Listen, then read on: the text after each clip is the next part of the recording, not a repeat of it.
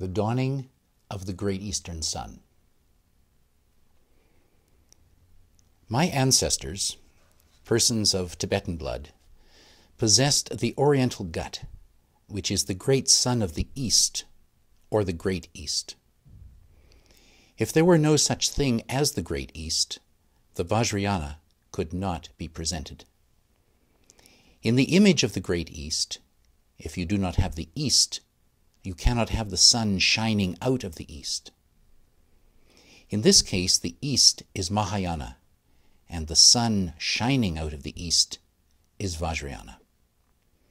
The vision is Mahayana, and executing the vision is Vajrayana. Always. In fact, there is no vision in the Vajrayana because you do not need it. Vision is a futuristic experience, whereas execution is the present situation. So you only need execution. And if you do not execute properly, you cut your finger, which is bad vision. There is such a thing as the Great West as well, but that Great West has become the symbol of the setting sun, the destroying of light. Century after century, that great setting sun, as opposed to the great rising sun, has created conditions that block any possibilities of presenting enlightenment.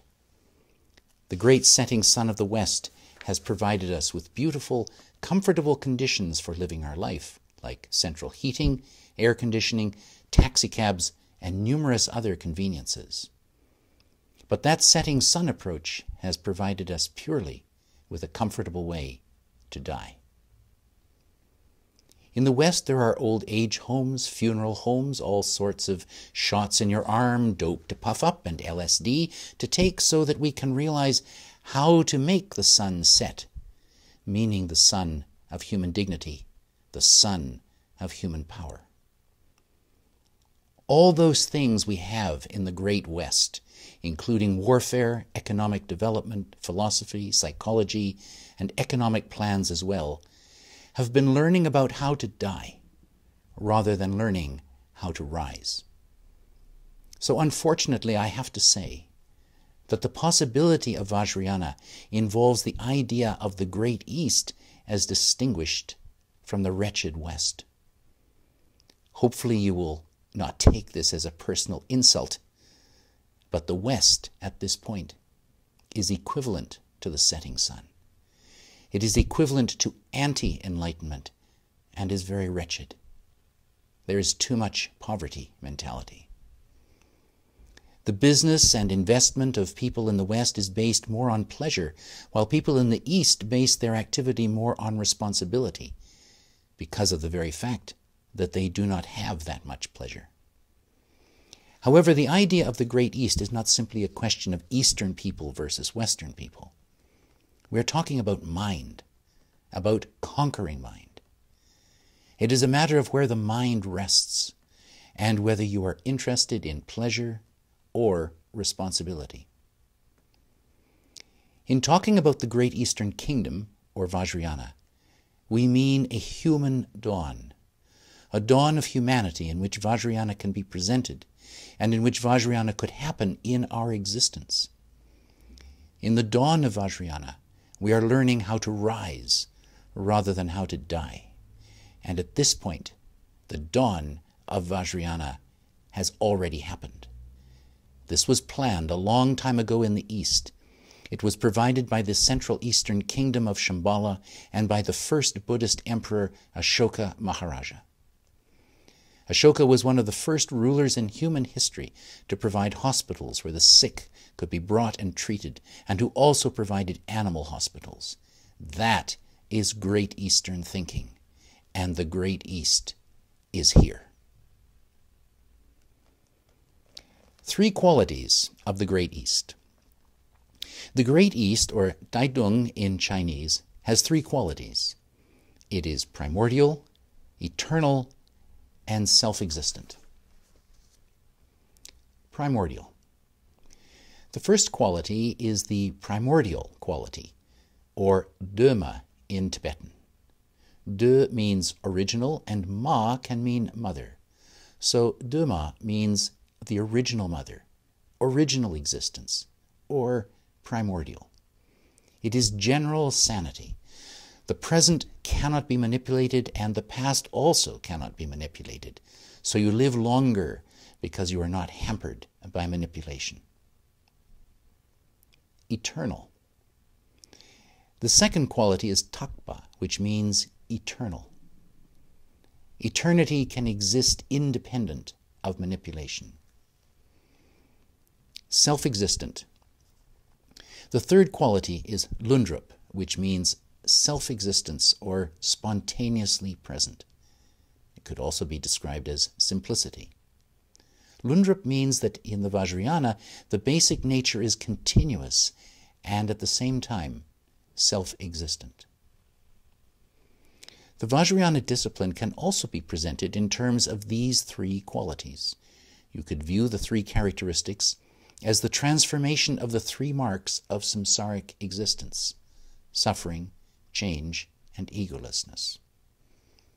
Suffering is transformed into dhamma, primordial existence or bliss. Change becomes trungpa, the continuous freshness of eternal existence. And egolessness becomes lundrup, unborn, self-existing being. The dawning of sanity. Although referred to as the Great East, these Vajrayana principles are not particularly the possession of the Orientals, which would be absurd. They represent the intelligence and awareness of the rising sun of the Orient. You are giving up your connection to the West, which is the setting sun, and picking up on the possibility of Orientalness. That is Great East, or rising sun. This dawning is also referred to as the dawn of Vajrasattva. It is as though light is coming from the east and you have a glimpse of the possibility of awakening. So dawn means to awaken, and Vajrasattva, or Vajra being, is what you are awakening to. In terms of Great East, Vajrasattva is Dai, or great, and awakening to it is Dung, or east. When we talk about the rising sun, we mean an eternally sane attitude, an experience in which the Vajrayana is happening. The rising sun only comes from there being no setting sun. The setting sun is related with theism, and the rising sun with non-theism. The rising sun is saner because it is giving birth. The setting sun is dwelling on depression. An Occidental kingdom would not have the sun rising everywhere, whereas an Oriental kingdom would have sunshine throughout. Because the Oriental approach to reality is based on the non-theistic approach of shunyata, or emptiness, nobody has any basis at all. Everything is simple. So there is fullness all the time. That combination of simplicity and fullness is the ultimate culture, loneliness. It is where the Vajrayana comes in. Buddhahood. Since the immense power and heroism of the Great East of the Vajrayana is beginning to dawn on us, it is necessary to realize how that can be conducted and worked with properly. The possibility of doing so only comes from the realization of basic non-theistic Buddhism. At this point, a person's realization of the truth of twofold egolessness, or the egolessness of self and the egolessness of phenomena, goes beyond that of the highest levels of the Bodhisattva path. It goes beyond the experience of indestructible meditation or Vajra Samadhi. You begin to realize that so-called Tathagata Garbha, or Buddha nature, is futile. It is futile because your experience is no longer Garbha, which means essence or nature.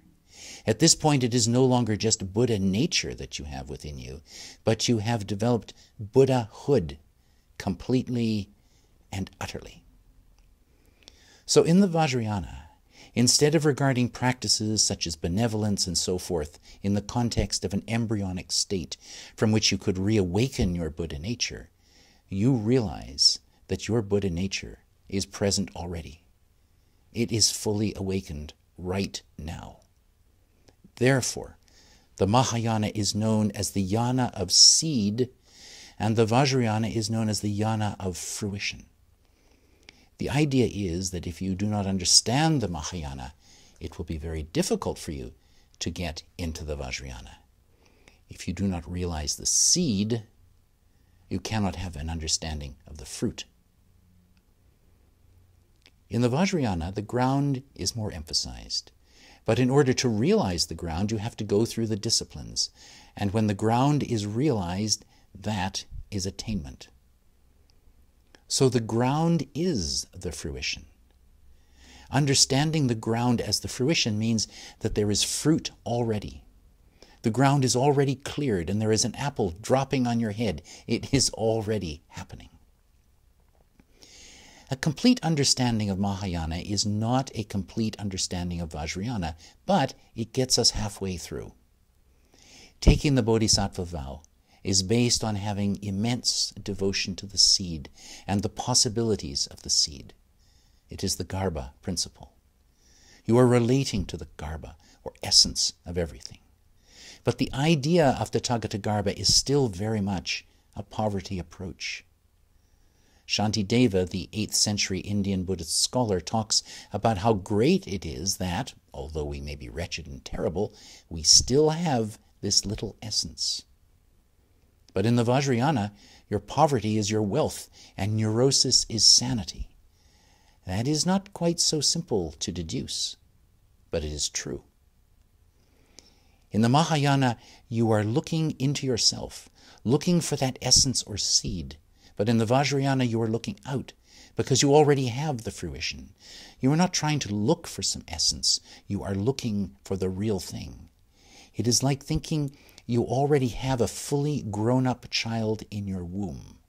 At this point, your birth has already taken place, and you are already fully grown. So why talk about yourself as a fetus? You are not a fetus. You are a real person. Creating an enlightened society. We are trying to create a Buddhist world, an enlightened society.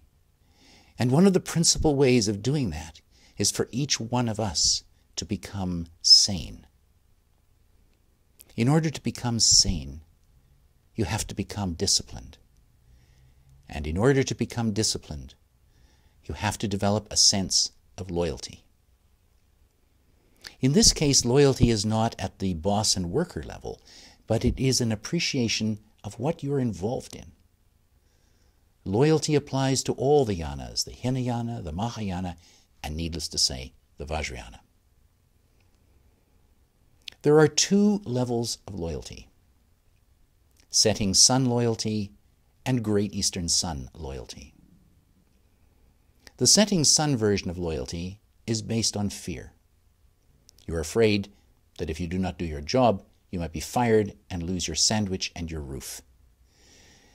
But you think that if you become a good, loyal person, then you will have more than a sandwich and a roof. You might have a palace and eat gourmet food, and you might be able to take some time off. You might be able to go to a beach and lie in the dirt. That is what we call a vacation, although you never know what the vacation is a vacation from. Exactly. That's it. Full stop. There is nothing more than that. So setting sun loyalty is a functional sort of loyalty. Although obviously you try to be happy, but that's just thrown in. And at some point you're going to drop dead and that's it. Poof. You might also apply this setting sun approach to your children and your grandchildren. You hope your children could all go through the same process. You want them to get a good education so they can get a good job. Hopefully they could be disciplined so they do not get fired. And if they are successful enough, they too might have a chance to go to the beach and lie in the dirt. Your grandchildren and your great-grandchildren could do absolutely the same thing. Maybe they could go to the moon eventually and lie in the dirt on the moon.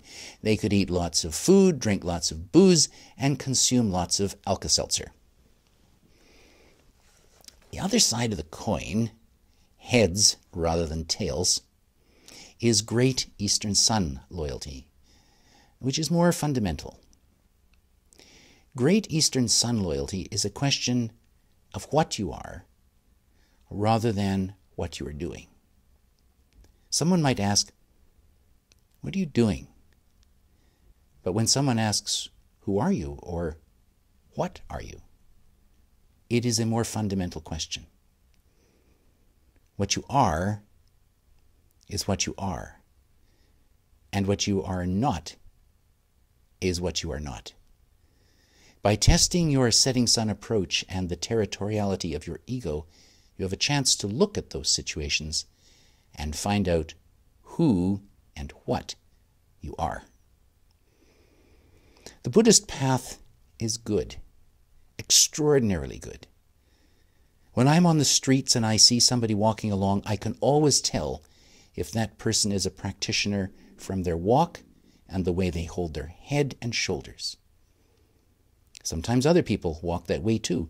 We could say that such people have enlightened genes in them in a much more powerful way than simply as an undercurrent. You could be cheerful. Raise your head and your shoulders and look straight ahead. You could be disciplined and compact at the Hinayana level. You could be disciplined, gentle, and loving at the Mahayana level. And at the Vajrayana level, you could just be there. Once you have understood, once you have studied and practiced, you might actually have to do something. Together we might need to wake up the whole world from its sleep and create an enlightened society in accordance with Great Eastern Sun vision. So we should appreciate one another. We should appreciate that we are going to create a wakeful world.